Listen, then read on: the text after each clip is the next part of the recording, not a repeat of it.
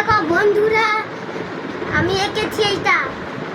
আগে এসি নিয়ে এলো, এসির মেশিন আর এসি,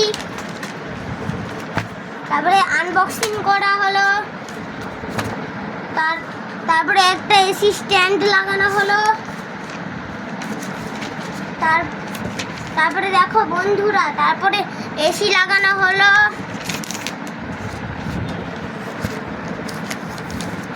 তারা বন্ধুরা কাগজটা,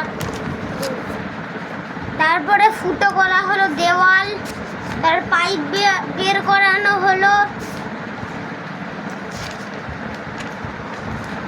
তারপরে একটা স্ট্যান্ড লাগানো হলো এসি মেশিনের জন্য। তারপরে এসি লাগালো আর সব পাইপগুলো জয়েন করে দিল আর সোজা এখানে এসি মেশিনে লাগিয়ে দিল। তারপরে বন্ধুরা দেখো এসি চালালো একটা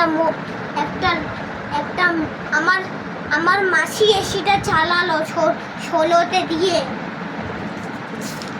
তারপরে দেখুন বন্ধুরা, 15 বছর পর এসির এরকম অবস্থা। দা এন্ড, খতম ভিডিও।